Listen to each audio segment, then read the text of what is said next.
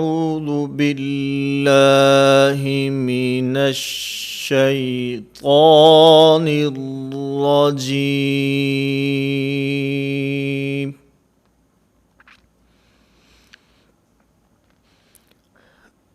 بسم الله الرحمن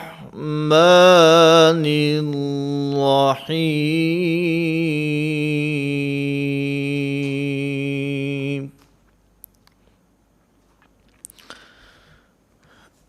نورانی قاعدہ کی تختی نمبر 10۔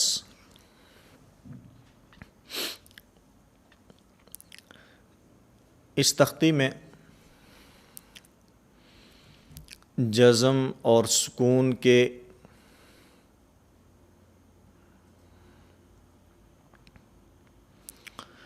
نورانی قاعدہ کی تختی نمبر 10۔ اس تختی میں سکون یعنی جزم کے قواعد اور اصول بیان کیے گئے ہیں۔ سب سے پہلے جزم کہتے کسے ہیں؟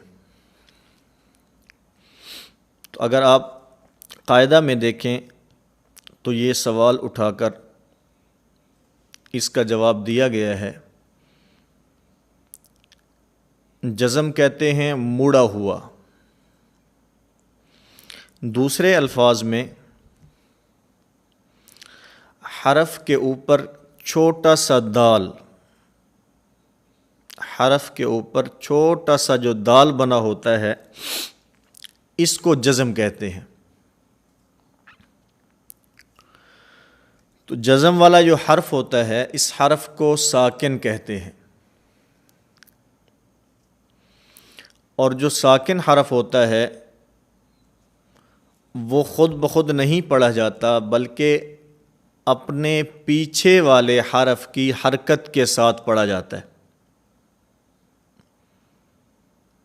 اس حرف سے پیچھے والا جو حرف ہے جو اس کا ماقبل ہے وہ اس حرکت کے ساتھ پڑھا جاتا ہے، کیونکہ اس کے اپنے اوپر کوئی حرکت نہیں ہے،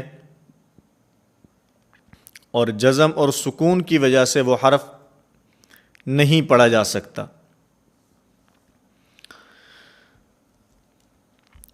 پھر اس تختی میں ایک اہم بات یہ ہے،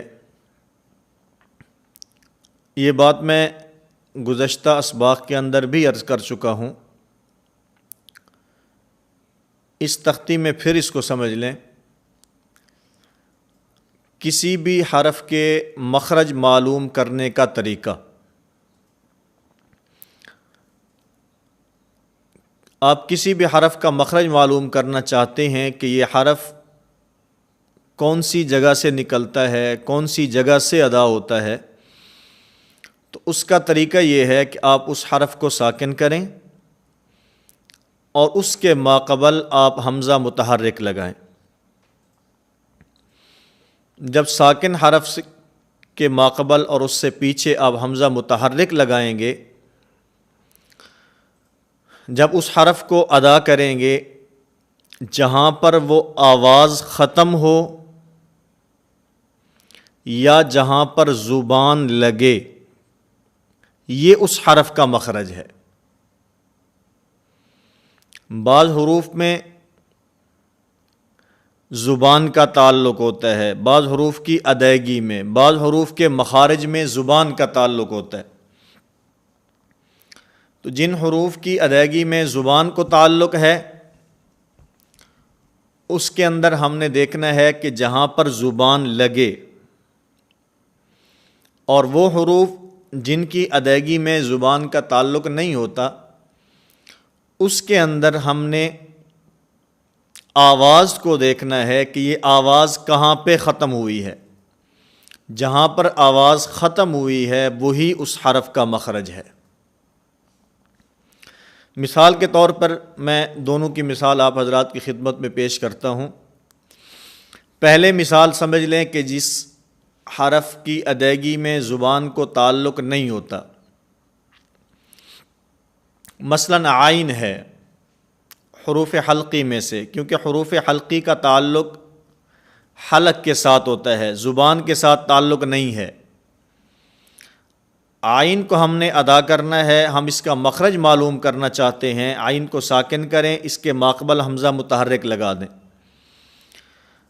اب آپ حضرات نے توجہ کرنی ہے، ہم آئین کا مخرج معلوم کر رہے ہیں۔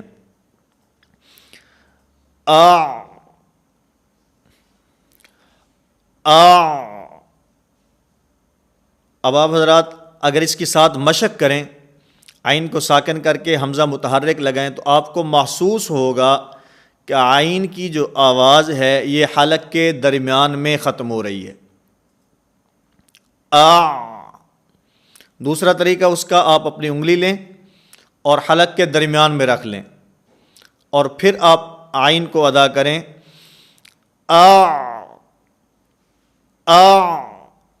آپ کی اس انگلی کو گلے کی حرکت محسوس ہوگی، اس سے معلوم ہو گیا کہ آئین کا مخرج حلق کا درمیان ہے، وسط حلق سے آئین ادا ہوتا ہے۔ اسی طرح وہ حرف جس کی ادائیگی میں زبان کو تعلق ہے، میں اس کی مثال بھی آپ کی خدمت میں پیش کرتا ہوں، جس کے اندر زبان کا دیکھنا آسان ہو۔ بچے کو سمجھاتے ہوئے آپ کہیں گے بھی بیٹا دیکھیں، میں مثال دے رہا ہوں، آپ ضاد کو ادا کرنا چاہتے ہیں، اب اس کے اندر تو زبان آپ کے منہ کے اندر رہ جائے گی، بچے کو نظر نہیں آ رہی۔ مثال دیتے ہوئے ایسے حرف کا انتخاب کریں جس کے اندر زبان دیکھنے والے کو نظر آئے، تاکہ معلوم ہو سکے کہ یہ اس حرف کا مخرج ہے۔ مثال کے طور پر ذال ہے، ہم ذال کی ادائیگی کرتے ہیں، ذال کو ساکن کر کے ماقبل میں حمزہ متحرک لگائے۔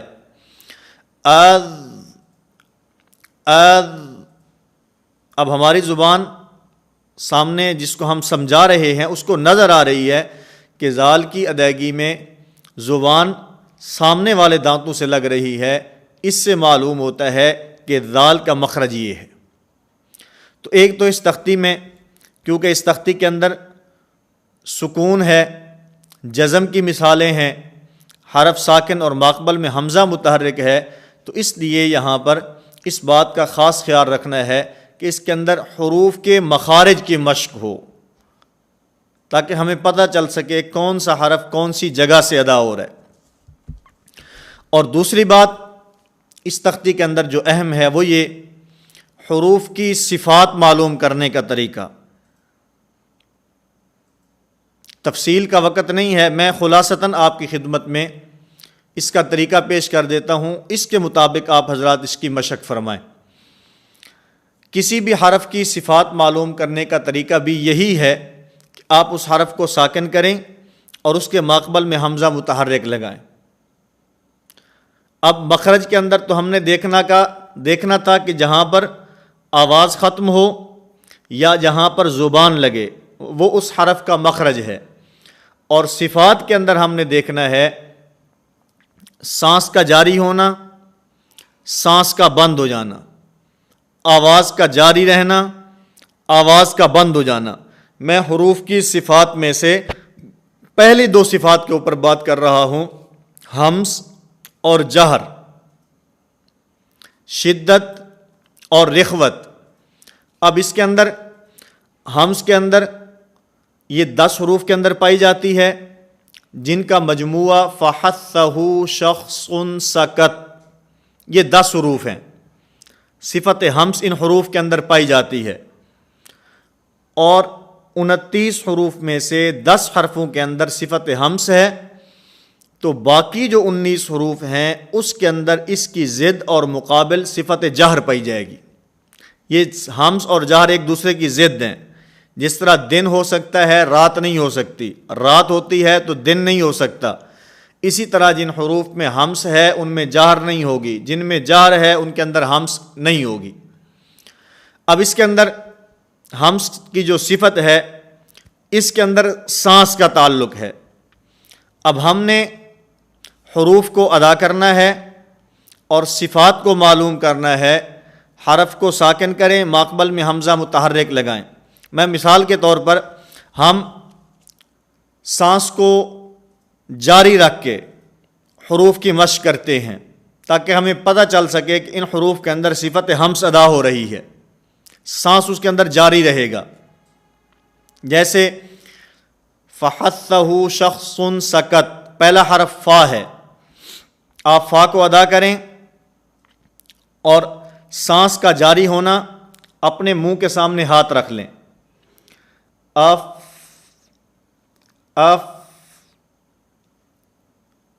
اف اف، تو یہ جو سانس ہوگا یہ ہمارے ہاتھ سے آ کر ٹکرائے گا، اس سے ہمیں معلوم ہو جائے گا کہ اس ہمارے حرف کے اندر صفت ہمس ادا ہو رہی ہے۔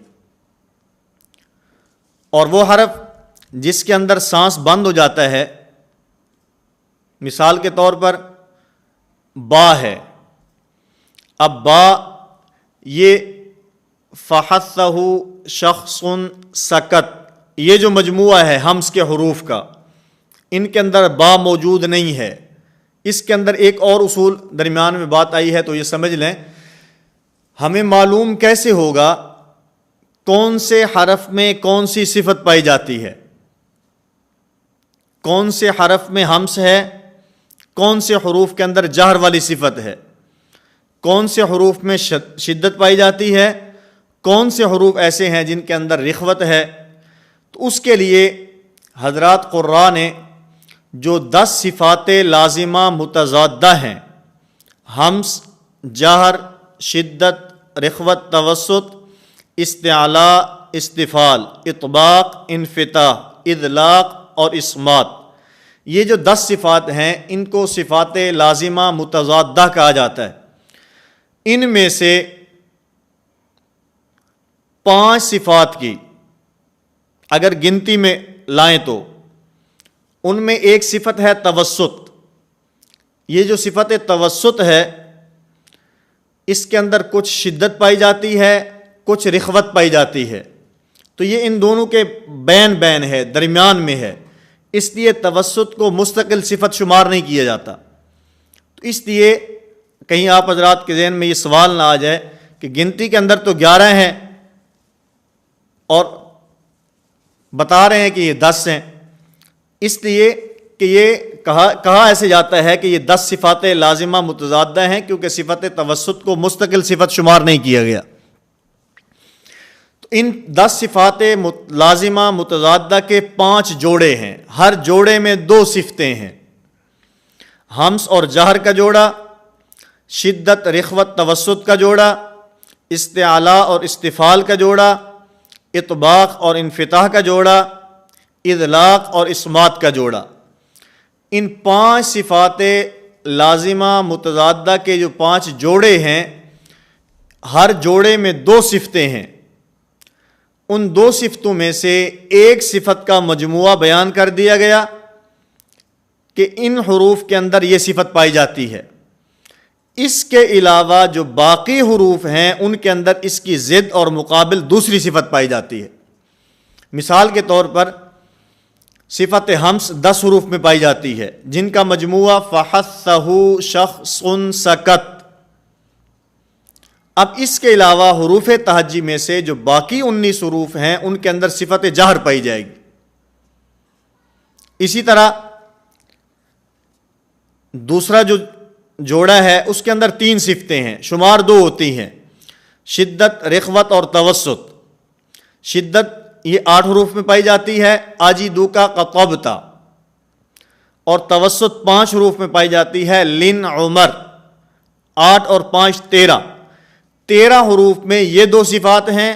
اس کے علاوہ حروف تہجی کے باقی 16 حروف کے اندر صفت رخوت پائی جاتی ہے۔ تو یہ خلاصتاً میں نے آپ کی خدمت میں بات پیش کی ہے، تفصیل کا وقت نہیں۔ آپ حضرات اتنی بات ذہن کے اندر رکھیں کہ کسی بھی حرف کے صفت معلوم کرنے کا طریقہ بھی یہی ہے جو اس کے مخرج معلوم کرنے کا ہے۔ حرف کو ساکن کریں اور اس کے پیچھے حمزہ متحرک لگائیں، سانس جاری ہے، سانس بند ہو گیا ہے، آواز جاری ہے، آواز بند ہو گئی ہے۔ سانس کی مثال میں نے آپ کی خدمت میں پیش کی، جاری ہے، آپ سامنے منہ کے سامنے ہاتھ رکھ لیں، بند ہو گئی ہے، آپ کو معلوم ہو جائے گا کہ اس کے اندر حرف کی جو آواز ہے وہ جاری نہیں رہی بلکہ ختم ہو گئی ہے، بند ہو گئی ہے۔ اسی طرح جس کے اندر آواز جاری رہتی ہے اور آواز بند ہو جاتی ہے، ایک ایک مثال میں آپ کی خدمت میں وہ پیش کرتا ہوں۔ حمزہ ہے، حمزہ کی ادائیگی میں حمزہ کو ساکن کریں، پیچھے حمزہ متحرک لگائیں، آ آواز بند ہو گئی، ایسا نہیں ہے آواز جاری نہیں رہتی بلکہ آواز بند ہو گئی، آواز جاری رہتی ہے،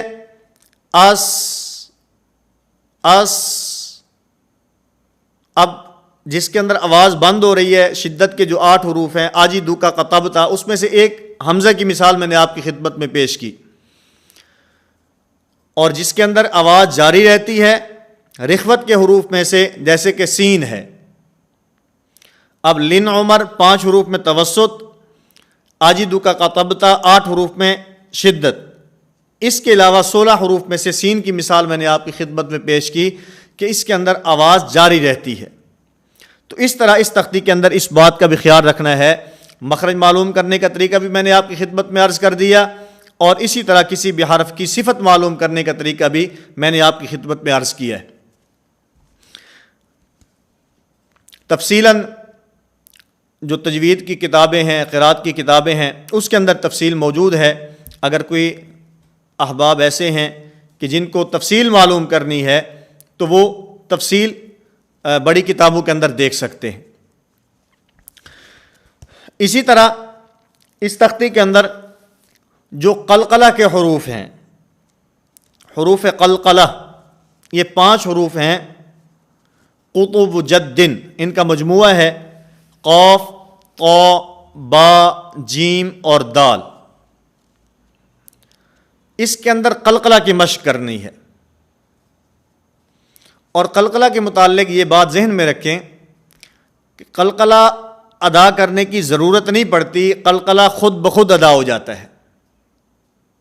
مثال کے طور پر جیسے کوئی گیند ہو، آپ گیند اٹھا کر دیوار پہ مارتے ہیں تو وہ دیوار پر لگی ہوئی گیند خود واپس آ جاتی ہے، اس کو لینے کی، اس کو پکڑنے کی، اس کو بلانے کی ضرورت نہیں پڑتی۔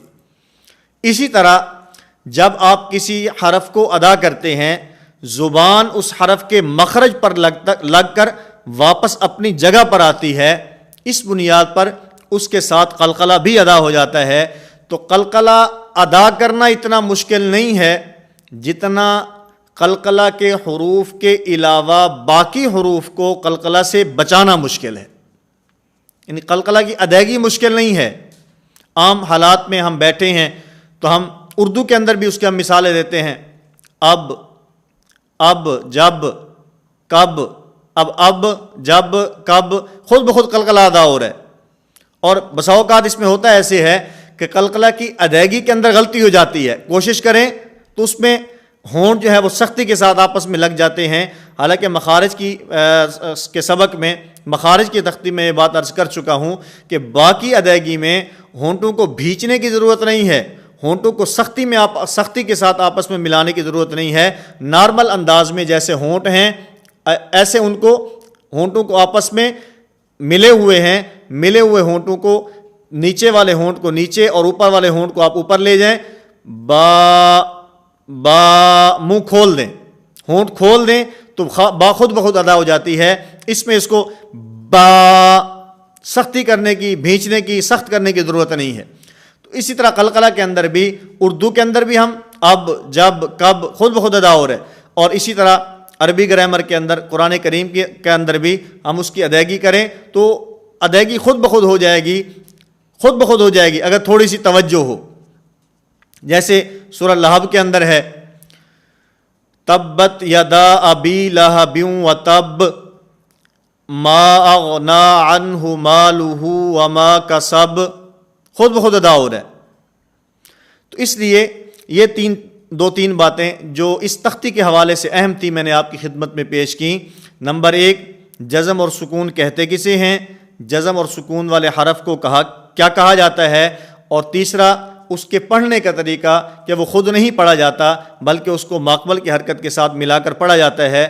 اسی طرح مخارج معلوم کرنے کا طریقہ، اسی طرح صفات معلوم کرنے کا طریقہ، اور پھر اس تختی کے اندر قلقلہ کے حروف کے اندر قلقلہ کی ادائیگی کرنی ہے، اور اس کے علاوہ جو باقی حروف ہیں ان کے اندر قلقلہ کی ادائیگی سے بچنا ہے، اس کے بچنے کی کوشش کرنی ہے۔ یہ 3-4 اہم باتیں میں نے آپ حضرات کی خدمت میں آج کے سبق کے اندر پیش کی ہیں۔ 2-4 حروف کی مشق میں آپ حضرات کی خدمت میں پیش کرتا ہوں، اس کے مطابق آپ حضرات اس تختی کی مشق فرمائیں۔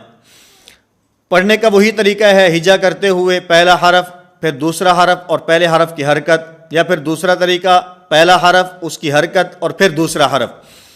حمزہ با زبر اب، حمزہ با زیر اب، حمزہ با پیش اب، اب اب اب۔